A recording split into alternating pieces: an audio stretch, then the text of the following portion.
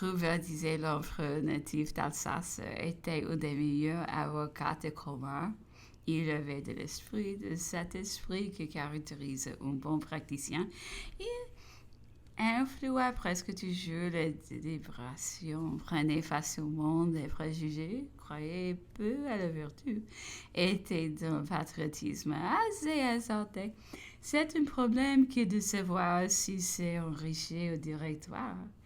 Il était environné des fournisseurs. Il est vrai, mais par la tenue de son esprit, il serait possible qu'il se fût plus seulement dans la conversation d'hommes actifs et entrepreneurs, et qui jouit de leur flatterie sans leur faire payer les complaisances qu'il avait pour eux.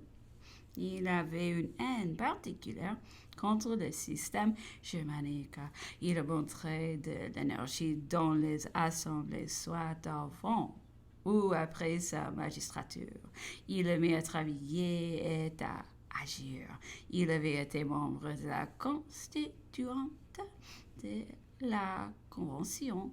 Celle-ci le nomma commissaire à Mayence, où il montra peu de caractère et nul talent militaire. Il contribua à la reddition de la place qui pouvait encore se défendre. Il avait, comme les praticiens, un préjugé d'État contre les militaires.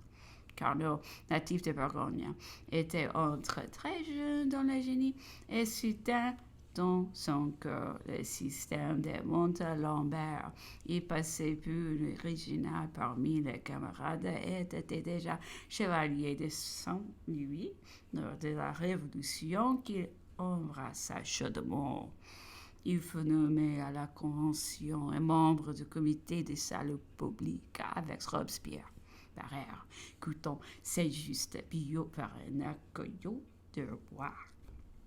Il montra une grande exhortation contre les nobles, ce qui lui occasionna plusieurs querelles avec Robespierre, qui, sous le dernier temps, en protégeait un grand nombre. Carnot était travailleur, sincère dans tout, mais sans intrigue et facile à tromper. Il fut employé auprès de Jourdain comme commissaire de la Convention au déploiement de Maubeuge, où il rendit des services au comité de salut public. Il dirigeait les opérations de la guerre où il fut utile. De reste, sans expérience ni habitude de la guerre, il montra toujours un grand courage moral. Après Thermidor, lorsque la Convention mit en arrestation tous les membres du comité de salut public, excepté lui, car nous voulut partager leur sort. Cette conduite fut autant plus noble que l'opinion publique était violemment prononcée contre le comité. Il fut nommé membre du directoire après Vendémiaire, mais depuis le 9 Thermidor, il avait l'âme déchirée par les reproches de l'opinion publique qui attribuait au comité tout le sang qui avait coulé sous les échafauds. Il sentit le besoin d'acquérir de l'estime et en croyant diriger lui-même, il se laissa entraîner par des meneurs du parti de l'étranger. Alors il fut porté au nu, mais il ne mérita pas les éloges des ennemis de la patrie. Il se trouva placé dans une fausse position et ce combat en fructidor. Après le 18 Brumaire, Carnot fut rappelé et mis au ministère de la guerre par les premiers consuls. Il y eut beaucoup de querelles avec le ministre des Finances et le directeur du Trésor du Fresnay, dans lequel il est juste de dire qu'il avait toujours tort. Enfin, il quitta le ministère persuadé qu'il ne pourrait plus aller faute d'argent. Membre du tribunal, il parla et vota contre l'Empire, mais sa conduite toujours droite ne donna point d'ombrage à l'administration. Plus tard, il fut fait inspecteur en chef au Revue et reçut de l'empereur une pension de retraite de 20 000 francs. Tant que les choses prospèrent, l'empereur entendit point parler, mais après la campagne de Russie, lors des malheurs de la France, Carnot demanda du service.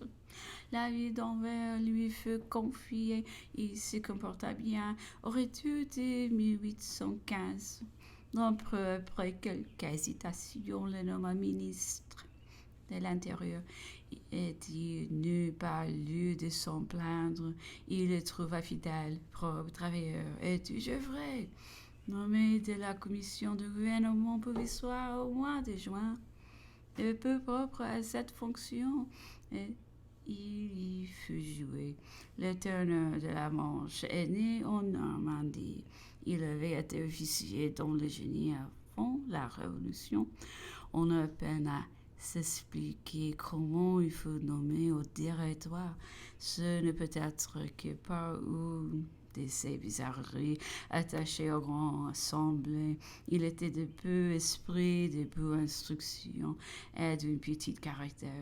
Il y avait à la Convention 500 députés qui lui étaient impréférables. De reste, il était pauvre et honnête homme. Il sortit pauvre du directoire. Le teneur se rendit lavable à la risée de Paris. Il vint, dit-on, de son département prendre position au directoire sans une chariot avec sa gouvernante, ses ustensiles de cuisine, sa basse-cour. Les mauvais plaisants de la capitale l'ajusteront, et il fut aussitôt noyé. On le faisait revenir du jardin des plantes où il était accouru tout d'abord et racontait ce qu'il y avait trouvé de rare. Et comme on lui demandait si avez-vous la cepède, il se tenait fort de la voir passer, l'assurant qu'on ne lui avait montré que la girafe. À peine la directoire fut établie qui se compromit à tous les yeux par des grands travers d'esprit, des mœurs et des combinaisons.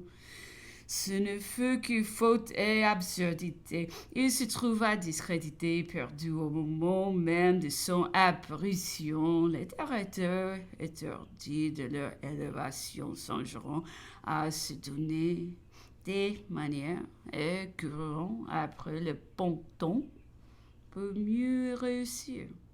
Chacun des directeurs se composa une petite cour où fut accueillie la haute classe jusque la disgraciée et leur ennemi naturel, tandis qu'on repoussait la masse des anciennes connaissances, celles de camarades, comme trouve guère désormais tous ceux qui, dans la Révolution, avaient montré plus d'énergie que les membres du directoire ou avaient marché avec eux, le devinront important et feront aussitôt éloigner les directoires donnant donc rire à l'un des deux partis et s'aliéna l'autre.